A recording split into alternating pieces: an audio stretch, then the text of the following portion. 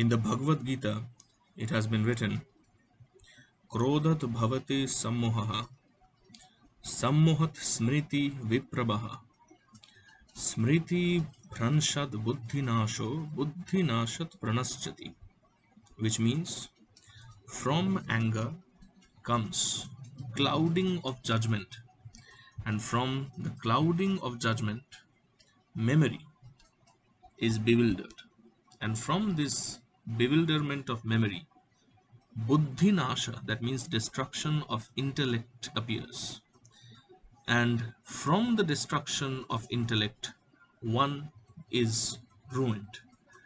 A similar theme has been talked about by William Blake in his poem belonging to the Songs of Experience, known as A Poison Tree, Bishakto Gach. Now here in A Poison Tree, the speaker recounts being mad at a friend. The speaker told their friend about this anger, which subsequently went away. But by contrast, when the speaker was angry with an enemy, the speaker kept quiet. Their anger then increased. The speaker cultivated this anger as if it were something planted in a garden, metaphorically nourishing it with fears and tears, both day and night. The speaker's smiles and other gentle deceptions used to hide the anger, in fact, only fed the anger further. The anger grew constantly until it became a tree which bore a bright apple. The speaker's enemy saw this apple shining and knew it belonged to the speaker. The enemy snuck into the speaker's garden during the dead of the night, and the next morning the speaker is happy to see this enemy lying dead beneath the tree. So if we read the poem, we will see that the poem begins by saying, I was angry with my friend, I told my wrath did end. What do we mean by wrath? Wrath means rag or anger. আমার বন্ধুর ওপর অনেক রাগ হয়েছে, কিন্তু আমি আমার বন্ধুকে রাগটা বললাম, আমি বললাম যে তোর উপর আমার অনেক রাগ হয়েছে, আর আমার রাগটা নিমেষে শেষ হয়ে গেল. So I was angry with my friend. I told my wrath did end. So what do these first two lines depict? It depicts that the poem's first two distinct scenarios. That is, here the speaker relates what happened when the speaker talked about anger that he or she was feeling toward a friend. Talking about the anger made it go away. Talking about the anger made that anger dissipate, made that anger vanish, made that anger evaporate. The straightforward simplicity of these lines suggests the ease with which the anger disappeared, and thus presents being open and honest, and is an extremely effective antidote to this anger or wrath.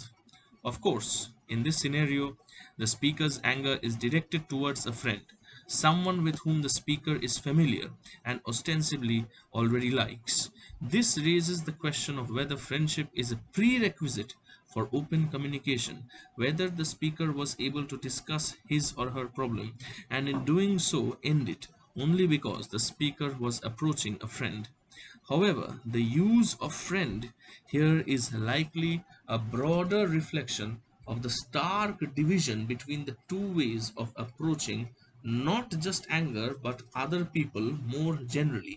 Friendship, kinship, and common ground facilitate talking, which diminishes conflict. This in turn cements the positive relationship between people. তাহলে আমরা দেখলাম যে প্রথম দুটো লাইনে কবি বলছেন I was angry with my friend, আমি আমার বন্ধুর উপর রেগেছিলাম, কিন্তু সেই রাগটার বিষয়ে আমি বললাম, নিমেষে রাগটা শেষ হয়ে গেল. কিন্তু তৃতীয় ও চতুর্থ পংক্তিগুলো আমরা যদি দেখি, in lines 3 and 4 the poet says I was angry with my foe, আমি আমার শত্রুর উপরে রাগ করলাম, আমি শত্রুকে সেটা বললাম না, আর আমার রাগ কিন্তু কমলো না, বরঞ্চ বাড়তে থাকলো. এবং সেই রাগটা বাড়তে বাড়তে আস্তে আস্তে একটা বিষাক্ত গাছে পরিণত হচ্ছে। Lines 3 and 4 represent therefore the second and main scenario of the poem. Here the speaker recounts being angry with an enemy rather than a friend. Whereas in the first scenario, the speaker spoke up about this anger. This time the speaker did not, which caused that anger to grow. Therefore, in the first stanza, then, the speaker is setting out two antithetical or parallel situations demonstrating what happens with each course of action. It is noticeable that these lines do not discuss the particulars of why the speaker was angry. Instead, the poem is intended as a fable like morality tale with two clear options and consequences.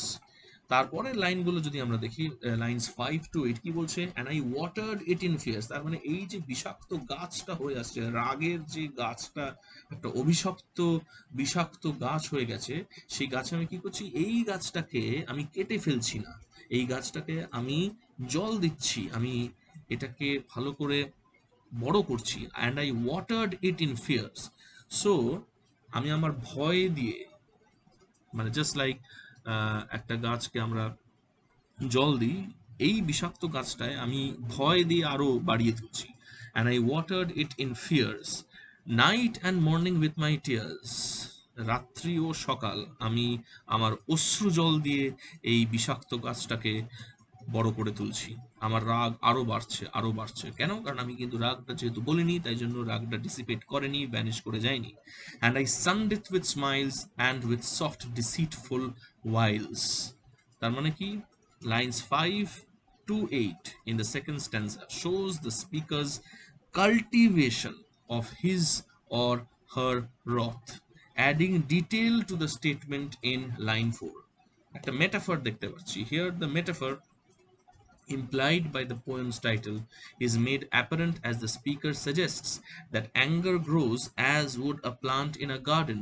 The speaker watered it in tears, sunned it with smiles, and it's important to note that the poison tree requires the speaker's active engagement with careful effort going into helping it grow. The speaker is not a passive bystander but rather clearly contributing to the growth of this anger. The anaphora repeated ands in these lines creates a list-like quality underscoring the active steps the speaker takes in tending to his angry garden. The lines 9 and 10 আমরা কি দেখতে পাচ্ছি, বলছে and it grew both day and night till it bore an apple bright. Apple is actually an allusion to the biblical story of Adam and Eve. In the Genesis we will see that Eve is tempted by the serpent, Satan in disguise, to eat the fruit from the tree of knowledge despite having been explicitly forbidden from doing so by God. This act precipitates the fall of mankind from paradise and introduces sin into the world, and in the poem anger itself is thus aligned with sin and a fall from grace. তাহলে আমরা দেখতে পাচ্ছি রাগের সঙ্গে জড়িত আছে মানুষের পতন। Yet, whereas in the biblical account the forbidden fruit is external to humankind, in a poison tree this apple is literally grown within the speaker. তাহলে আমরা দেখতে পাচ্ছি এই বিষাক্ত গাছটা সমানে বেড়ে উঠেছে, সমানে বেড়ে উঠেছে। এবং লাইনস 11 to 14 আমরা দেখতে পাচ্ছি কি বলছেন কবি, and my foe beheld it shine, and he knew that it was mine, and into my garden stole when the night had veiled the pole. তার মানে আমার শত্রু দেখতে পেল এই ফলটা, আমার শত্রু আমার এই বাগানে ঢুকে পড়লো এবং এই বিষাক্ত গাছের বিষাক্ত ফলটা খেয়ে ফেললো, একটা কামড় দিল। তার মানে লাইনস 11 to 14 আমরা কি দেখলাম, অ্যান্ড মাই ফো বিহেল্ড ইট শাইন, এই ফলটা এরকম করে ধরলো, and he knew that it was mine, ও জানে এটা আমার ফল, and into my garden stole, আমার বাগানে ঢুকে পড়লো চুপি চুপি, when the night had veiled the pole. So therefore lines 11 to 14 makes a shift from the focus of the growth of the speaker's poison tree to the actions of the speaker's foe, and though these lines spread across two stanzas, they are linked in their focus on this unnamed enemy. We have no details. No details are offered about who this enemy actually is, nor what the anger between the foe and the speaker is based on. This makes sense as the poem is chiefly about the way anger snowballs beyond an initial emotion into a dangerous cycle of negativity. The lack of detail about the enemy reflects the way the speaker's anger has outgrown its origins. তাহলে last দুটো line, last 15 এবং 16তে আমরা কি দেখছি? In the morning glad I see, যে সকালবেলা আমার ঘুম ভেঙে আমি যখন বেরোলাম আমি তখন দেখতে পেলাম যে আমার এই শত্রু মরে পড়ে রয়েছে। Lines 15 and 16 mark the conclusion of the poem and show a sudden shift into the present tense. This shift in tense makes this allegorical nature of the poem seem more immediate and pressing rather than a story that happened long ago. এই যে glad শব্দটা আছে কেন ব্যবহার করেছেন কবি? The use of glad is slightly ambiguous. It could be an adjective describing the morning. This type of a noun adjective inversion is no longer common but was less jarring at the time of the poem's publication. More likely, though, it is that gladness belongs to the speaker as he or she spots the foe lying beneath the tree. So, though the poem doesn't explicitly state that the foe has died from eating the poison fruit, it is implied by the poem's title that that the poem itself does not say that the apple is poison because it is coming from the poison tree. It is grown from the tree of wrath, that is anger, and the use of the passive outstretched to describe the foe's body. So Blake published the poem next to an engraving a picture which is also seen to show the foe as being dead.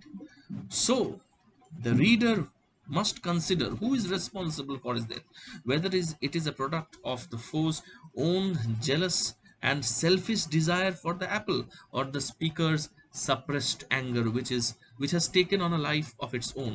In either case, the speaker's joy at this sight again reveals the ability of anger to warp and corrupt even passive emotions. যে ও কিন্তু খুশি যে একজন মরে গেছে। একজন মরে গেলে আমাদের খুশি হওয়া উচিত না, কিন্তু রাগ মানুষকে এত বিষাক্ত করে দিয়েছে যে এই বিষাক্ত গাছ থেকে খালি অভিশপ্ত এবং বিষাক্ত ফলই বেড়ে উঠবে, এবং সেই ফলগুলো যখন খাবো আমরা তখন মানুষ মরবে এবং দুনিয়া থেকে নিপীড়ন এবং অত্যাচার কোনোদিনও যাবে না। তাই জন্য this poem is very similar to that শ্লোক of Bhagavad Gita which says क्रोधद भवति सम्मोहः सम्मोहत् स्मृति विभ्रमः स्मृति भ्रंशत् बुद्धिनाशो बुद्धिनाशत् प्रणश्यति।